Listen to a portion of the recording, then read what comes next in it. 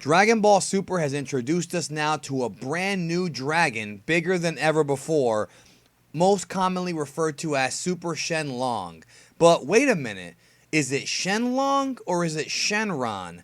This has been a question that I've seen pop up time and time again, especially now that we have a new dragon and we have different fans saying it different ways. So on this video, I will explain to you the history of Shen Long versus Shenron, the root of the word, but like Ringo Starr said, I can't do this alone. I'm gonna do it with a little bit of help from my friend, the professor.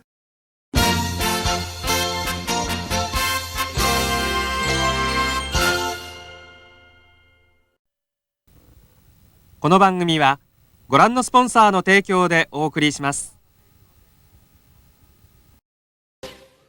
One of the big challenges that translators have faced throughout the years when it comes to translating Toriyama's work, specifically Dragon Ball in this case, is that Dragon Ball is essentially a series that is in 3 languages: Japanese, Chinese, and English. And even though the manga was originally in Japanese, which in itself is already a very challenging language to learn, Toriyama very often created characters and created attacks and locations based on either English words or Chinese pun.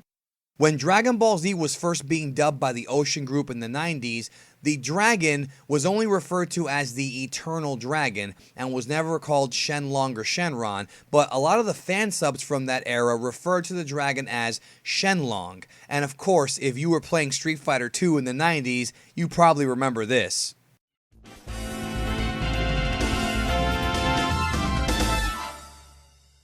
But later, when the Texas crew of Funimation began to dub Dragon Ball, they actually gave the dragon a name, which was Shenron. Now, one must understand that Shenron or Shen Long is actually not the dragon's quote name, it's more so a title for the dragon, literally translating into God Dragon or Divine Dragon, which is pretty close to Eternal Dragon, so the original Ocean dub translation was still pretty good. Now, the issue is, of course, Shenlong versus Shenron, and in order to figure out exactly what's going on here, one must understand that you have to trace the original language of Japanese to Chinese.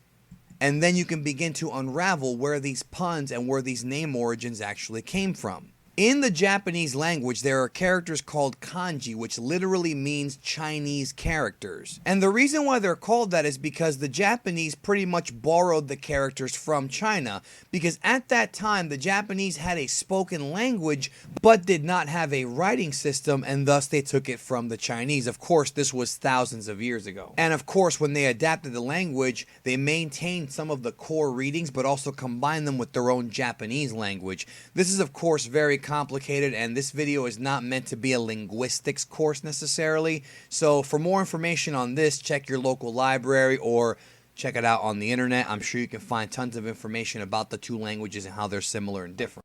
When it comes to the word Shen, it's derived from the word God from the Chinese roots, and then Long is Chinese for dragon, so God Dragon or Divine Dragon. Now, long story short, the reason why the Japanese change it to Shenron is because L's and R's in Japanese are interchangeable. It's the Japanese reading of Long, so they say Shenron, which is Shen Long, but the actual root of the word is Long, so it is Shen Long. So no matter which way you say it, it's really not wrong. But rather than I explain it, let's go to Professor Herms himself to give us the lowdown. So this name ultimately derives from the Chinese word for God Dragon, or Divine Dragon, you could say.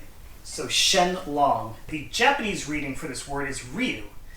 Shen Long is sometimes called Kami no Ryu, literally like the Divine Dragon or the Dragon of God. And sometimes, confusingly, they flip it around and say Ryu no Kami, the God of the Dragon. But the Chinese pronunciation for this character for dragon is Long, and the Japanese reading is Ryu.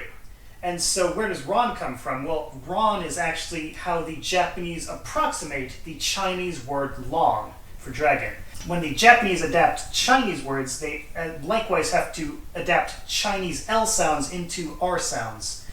And then the G on the end, they kind of drop off in a similar principle. So that's why it's Shenron in the Funimation dub, whereas with their subtitles for their DVDs, they use Shen Long, and then the Viz manga also uses Long.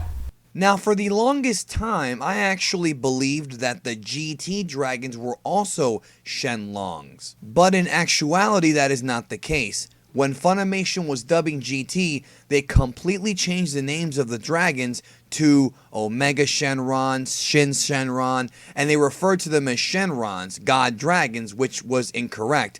These were not God Dragons, they were Star Dragons, and in the original Japanese versions, the names of these dragons were pretty much borrowed, so to speak, from the Dragon Ball that they represented. Let's go back to the professor. Rather than Shenlong, in Japanese they're Xinglong, which actually is again from the Chinese word for star and dragon. This stems from the individual names of the Dragon Balls, which confusingly in Japanese Toriyama gave them fancy Chinese names just to be impressive.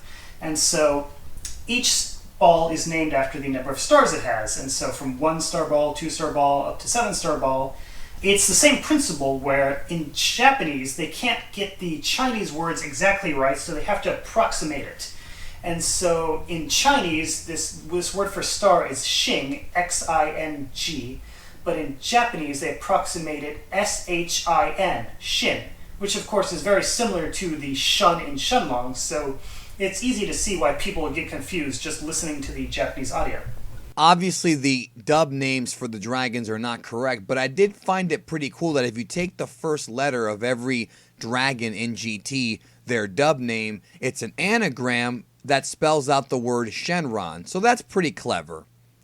I hope you enjoyed this video, and I hope you enjoyed the lessons of Professor Herms. I really hope it cleared up the whole Shen Long versus Shenron debacle, and I hope that from now on, as I always say, don't fight over it. Let's just all be friends.